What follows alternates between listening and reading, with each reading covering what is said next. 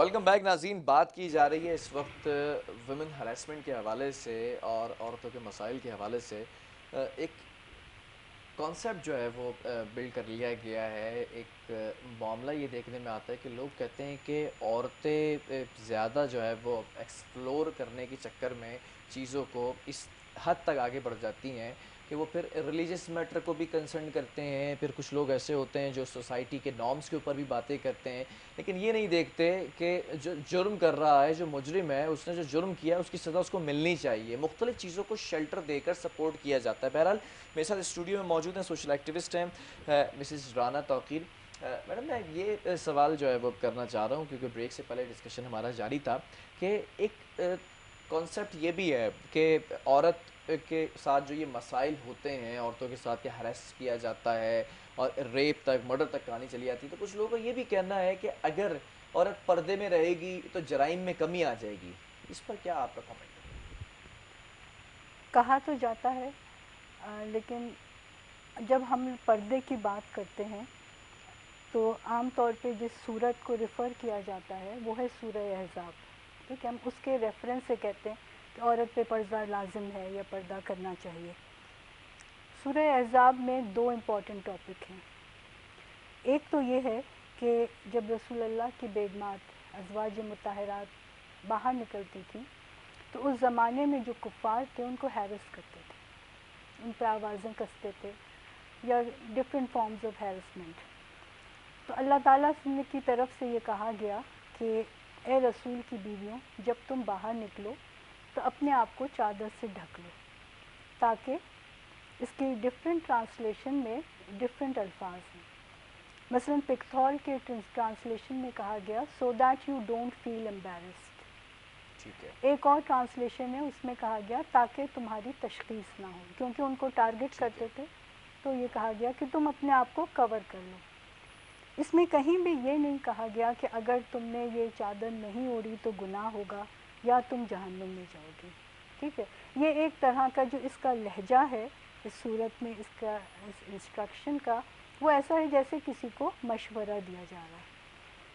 اور دوسرا ہے ایشو ان لوگوں کے لیے ٹھیک ہے. جو کفار جو کرتے تھے، جو ان کو ہیرس کرتے تھے، ان کے لیے سب یہ کہا گیا پہلے کہ یہ وہ لوگ ہیں جن کے دلوں میں روگ ہے. ٹھیک ہے. اچھا، تو آج اگر میں بات کروں آج کی سوسائٹی کے حوالے سے، کیا اگر صرف پردہ کر لیں تو یہ جرائم رک جائیں میں گے؟ آپ یہ کو یہ اسی یہ جو پوائنٹ پہ آ کیسز رہی ہوں، بڑھ رہے ہیں کیا یہ سارے ریلیٹ اسی سے میں کرتے آپ ہیں کو یا اسی پوائنٹ سائیکالوجیکل بھی ایشو ہے ان لوگوں کے نہیں، میں ساتھ؟ آپ کو اسی پوائنٹ پہ لا رہی ہوں. ان کے لیے کیا حکم دیا گیا جو ہیرس کرتے تھے؟ ان کے لیے پہلے یہ کہا گیا کہ یہ وہ لوگ ہیں جن کے دلوں میں روگ ہے. ٹھیک ہے. ٹھیک ہے، پھر اللہ تعالیٰ نے فرمایا کہ میں چاہوں تو تمہیں اور ان کو یہ کہا گیا کہ گناہ گار ہیں اور جہنم میں جائیں گے. ٹھیک ہے. پھر ان کے لیے کہا کہ میں چاہوں تو تمہیں یہ حکم دوں کہ ان کا تعاقب کرو جب تک یہ محلے سے نکل نہ جائیں، اور پھر میں تمہیں یہ بھی حکم دے سکتا ہوں کہ ان کو سزا دو.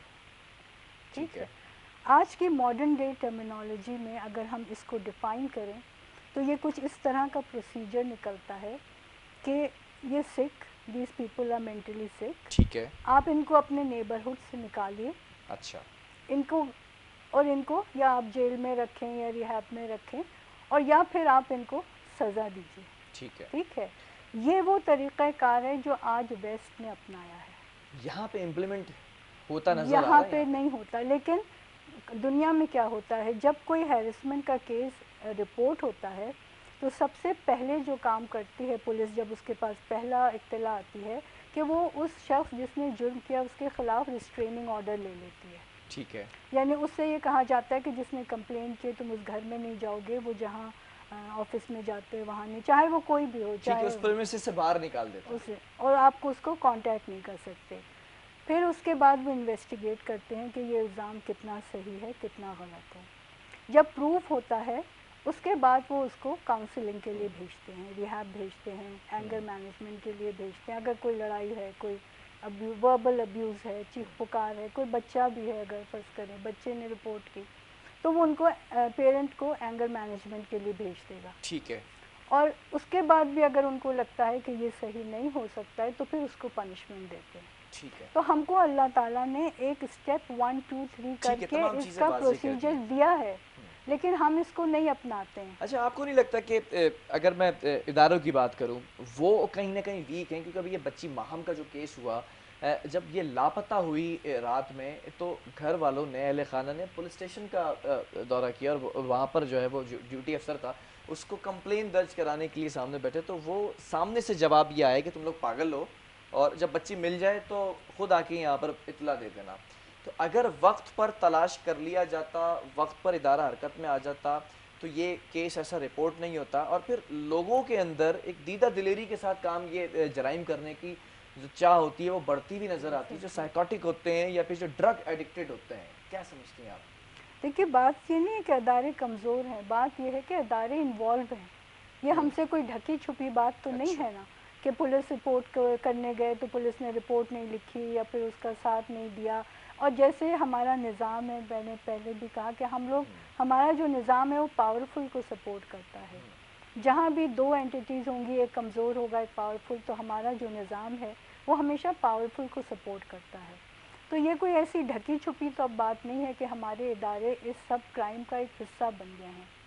اب اس کو آپ کس حد تک ریفارم کر سکتا ہے، اس وقت جو پریزنٹ گورنمنٹ ہے کس حد تک، ہم دیکھتے تو ہیں کہ ان میں ایک ول ہے کہ وہ اس کے لیے کام کریں، انصاف دیں، کمزوروں کو سپورٹ کریں، لیکن کمزوروں کو سپورٹ کا سب سے پہلے جو ہے، جب تک قانون نہیں ہوگا، ان کو قانون کی سپورٹ نہیں ہوگی، جب تک میں یہاں بیٹھی ہوں، جب تک اگر مجھے نہیں پتا ہو کہ اگر کوئی ذرا بھی بات ہوگی میں ایک فون کروں گی مجھے ہیلپ آ جائے گی، ٹھیک ہے۔ جب تک یہ عنصر نہیں ہوتا ہے تب تک آپ کچھ بھی نہیں کر سکتے ہیں۔ اچھا، آپ کو کیا لگتا ہے کہ جو کیسز رپورٹ ہوتے ہیں ان ریالٹی وہی کیسز ایگزسٹ کرتے ہیں، یا اس سے تعداد کئی زیادہ ہے؟ اب زینب کی بات کروں یا موٹر وے کی بات کر لی جائے یا یہ باہم بچی کے کیس کی بات کر لی جائے، یہ تو میڈیا پر آ جاتے ہیں، ایک ہائپ کریٹ ہو جاتی ہے، ایڈیشنل آئی جی نے بھی نوٹس لے لیا، وزیر اعلیٰ سندھ نے بھی لے لیا، گورنر سندھ بھی اس بچی کے گھر پہ اگلے دن پہنچ گئے، تمام میڈیا، تمام افسران، تمام رہنما، تمام پولیٹیشینز وہاں پر چلے جاتے ہیں۔ بہت سے کیسز تو ایسے ہیں جو رپورٹ بھی نہیں ہوتے۔ ان ریالٹی کیسز کی تعداد کچھ اور ہے پھر؟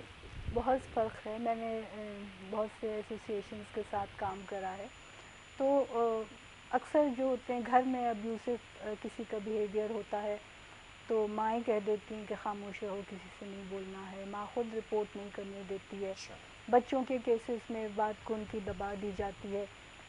رپورٹ نہ ہونے والی کیسز کی تو تعداد بہت زیادہ ہے، جس کو آپ مولیسٹیشن کہتے ہیں، وہ تو بالکل ہی رپورٹ نہیں ہوتا ہے، جب تک کوئی اتنا بڑا کرائم نہ ہو جائے، مرڈر نہ ہو جائے، کوئی بہت بڑا حادثہ نہ ہو، جب تک تو وہ چیز سرفیس ہی نہیں کرتی ہے۔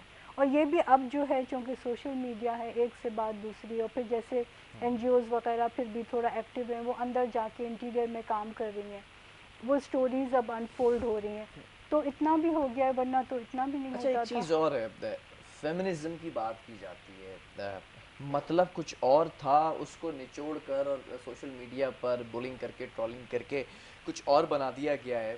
تو کیا جو فیمنسٹ طبقہ ہے وہ ان کیسز کو روکنے کے لیے، خاص طور پہ جو وومن ہراسمنٹ کے کیسز ہیں اور بچیوں کے حوالے سے جو ریپ کیسز ہیں، مرڈر کیسز ہیں، وہ طبقہ کیا کام کر رہا ہے؟ وہ ہم دیکھتے ہیں کہ مارچ کے اندر، اور عورت مارچ نکالا جاتا ہے، بینرز نکالے جاتے ہیں، بڑا اس کو سپورٹ کرتے ہیں، لیکن ان کیسز کے اندر ان کی کارکردگی کیا ہے؟